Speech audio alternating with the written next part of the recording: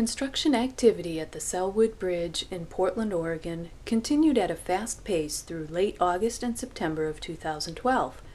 Joint venture contractors Sladen Construction Group and Sunt Construction are currently building a temporary bridge north of the old Sellwood Bridge, which will handle traffic when construction begins on the new Sellwood Bridge.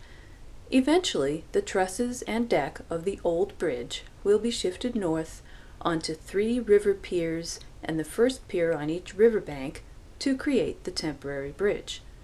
Additional piers, also called bents, are being built to support the approach portions of the temporary bridge, which will connect it with existing roadways.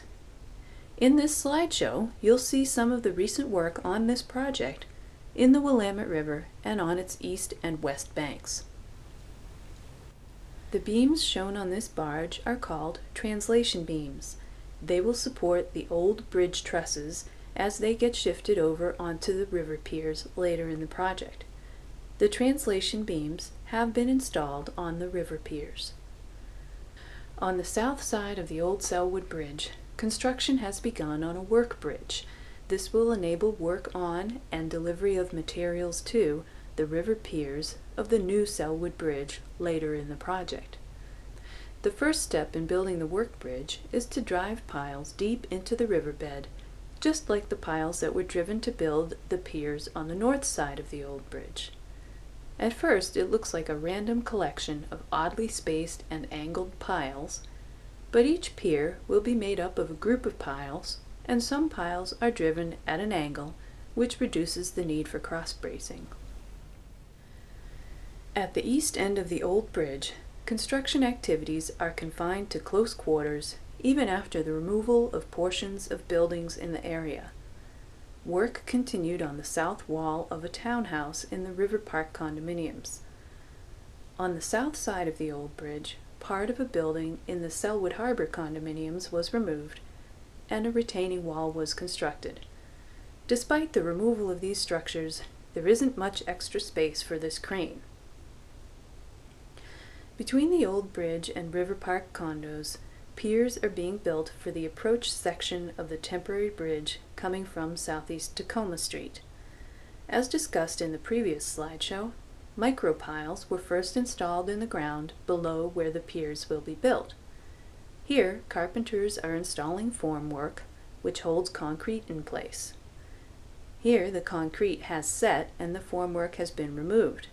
This is the footing for East Approach Pier 1. 8 days later, this pier has been built on top of the footing. It has a work platform at the top. On the west side, landslide mitigation work continued north and south of the old bridge. Slideshow 5 in this series discussed the ground anchors installed in the ground at an angle and anchored at the surface by these large concrete blocks. These ground anchors are north of the old bridge, and additional ground anchors have been installed south of the bridge. Slideshow 6 discussed the installation of shear piles, drilled vertically into the ground and consisting of concrete and reinforcing bars or rebar. This is the rebar cage that will become a shear pile. The rebar itself is solid, but note these hollow pipes attached to the cage. After installation, the tallest pieces extending from the ground are the hollow pipes. Until the concrete of the pile has set, the solidity of the concrete can be confirmed through these pipes. Afterward, they are filled with grout. A horizontal concrete beam, or grade beam, was constructed on top of a group of shear piles. Here it is covered with formwork to hold the concrete in place as it sets. This is the grade beam about a week later with the formwork removed. In this photo, workers are installing ground anchors angled into the earth. The vertical shear piles and angled ground anchors, which terminate in the grade beam, are all part of the landslide mitigation work necessary to maintain ground stability at the west end of the bridge. Construction of several piers is underway in this area as well. Here's the footing for Pier 21.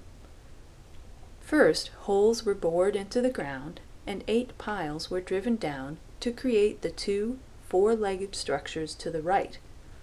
In mid-September, the 2 additional piles to the left were driven down using an impact hammer.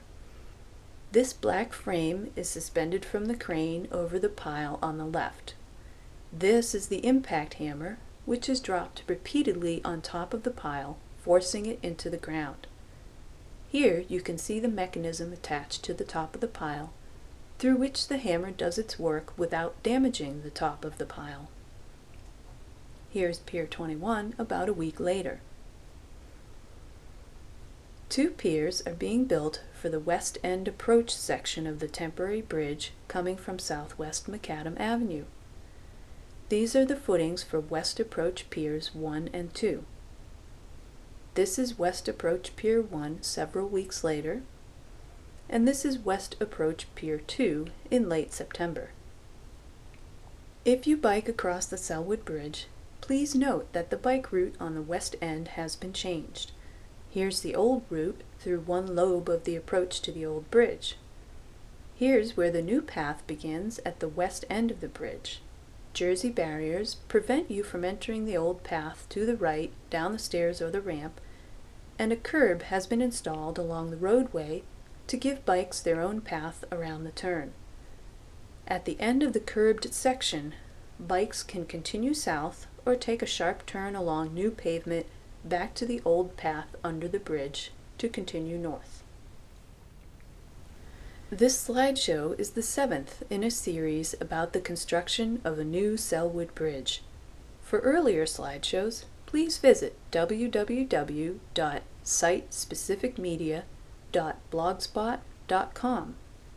For more information on the Sellwood Bridge project in general, please visit www.sellwoodbridge.org.